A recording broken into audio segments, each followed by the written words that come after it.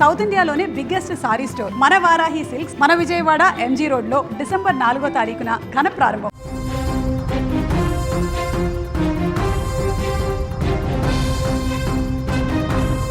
శ్రీలంకలో దిత్వా విధ్వంసం సృష్టించింది.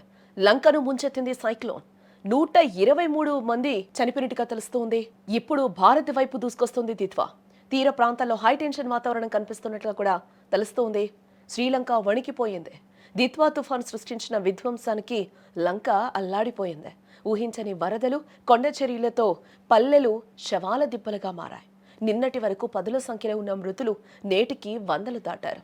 లంకను అతలాకుతలం చేసిన ఈ తుఫాన్ ఇప్పుడు మన దేశం వైపు దూసుకొస్తూ ఉంది. అసలు శ్రీలంకలో ఏం జరిగింది?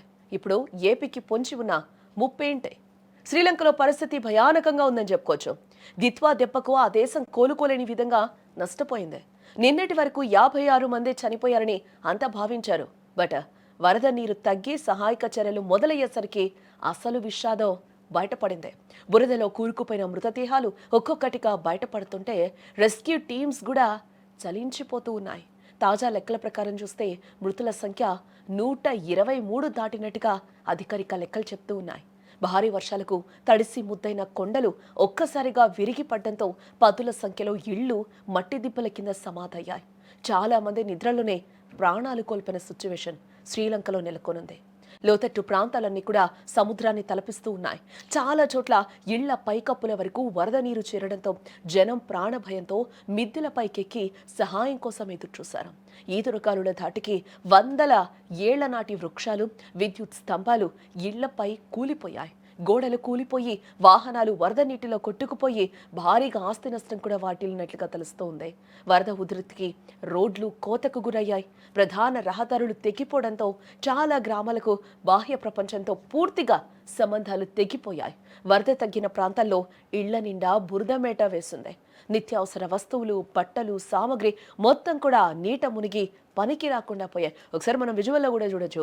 శ్రీలంక పరిస్థితి ఏ విధంగా ఉందో కూడా మనకి అర్థమవుతోంది. అక్కడున్న సిచ్యువేషన్ కళ్ళకు కట్టినట్టుగా కనిపిస్తోంది. అక్కడ రెస్క్యూ టీమ్స్ అన్ని కూడా అక్కడ సహాయక చర్యలను అయితే ముమ్మరం చేసినట్లుగా కూడా తెలుస్తోంది. ఈ నేపథ్యంలోనే మృతదేహాలు కూడా అంతకంతకు పెరుగుతున్న సిచ్యువేషన్స్ అయితే అక్కడ కనిపిస్తున్నాయని చెప్పుకోవచ్చు. పైన మనం డ్రోన్ విజువల్స్ కూడా చూడొచ్చు. ఆ శ్రీలంక మొత్తం కూడా ఏ పాటి వరద నీటిలో మునిగిపోయిందో కూడా మనకి కనిపిస్తుంది. ఎక్కడ చూసినా కూడా ఆ ఇళ్లకి సగం మేర కూడా బురద నీరు నిలిచిపోయిన సిచ్యువేషన్ కనిపిస్తుంది. టోటల్గా అక్కడ రోడ్లు కానీ ఊరే కూడా కనిపించని సిచ్యువేషన్స్ అక్కడ నెలకొంది. పైనుంచి వచ్చే ఎగువ వరద కూడా ఏ విధంగా ఉధృతంగా ప్రవహిస్తుందో, ఏ విధంగా దూకుతుందో కూడా అక్కడ మనకి క్లియర్గా కనిపిస్తుంది. అక్కడ సహాయక చర్యలు కూడా ఏ విధంగా కొనసాగుతున్నాయో మనం చూస్తూ ఉన్నాం. క్రెయిన్ సహాయంతో కూడా అక్కడ ముమ్మరంగా సహాయక చర్యలు అక్కడున్న బృందాలు చేస్తున్నట్లుగా కూడా మనకి కనిపిస్తూ ఉన్నాయి విజువల్స్లో. కేవలం ప్రాణ నష్టమే కాదు, ఆస్తి నష్టం కూడా భారీగా సంభవించింది.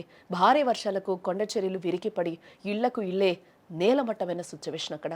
లోతట్టు ప్రాంతాలన్నీ కూడా సముద్రాల్ని తలపిస్తూ ఉన్నాయి. లక్షలాది మంది నిరాశ్రులై కట్టుబట్టలతో రోడ్డున పడ్డారు. తినడానికి తిండి లేక, విద్యుత్ లేక చీకటిలో మగ్గిపోతూ ఉన్నారు. శ్రీలంక చరిత్రలో ఇదొక పెను విషాదంగా మిగిలిపోతుందని కూడా చెప్పుకోక తప్పదు.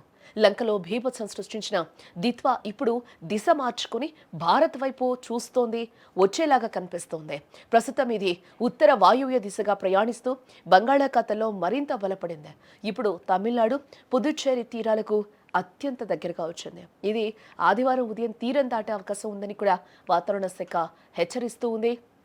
శ్రీలంక దృశ్యాలు చూసి మన ప్రభుత్వాలు కూడా ఇప్పటికే అప్రమత్తమైన సిచ్యువేషన్ అయితే కనిపిస్తుంది. నిన్న కూడా మనం చూస్తే హోంమంత్రి ఇప్పటికే ఒక సమీక్షను కూడా ఏర్పాటు చేయడం జరిగింది. ఈ నేపథ్యంలో అధికారులందరినీ కూడా ఇప్పటికే ఏపీలో అలర్ట్ చేసిన సిచ్యువేషన్స్ కూడా కనిపిస్తూ ఉన్నాయి. తెలుగు రాష్ట్రాలకైతే అలర్ట్స్ అయితే జారీ చేశారు ఇప్పటికే అధికారులు.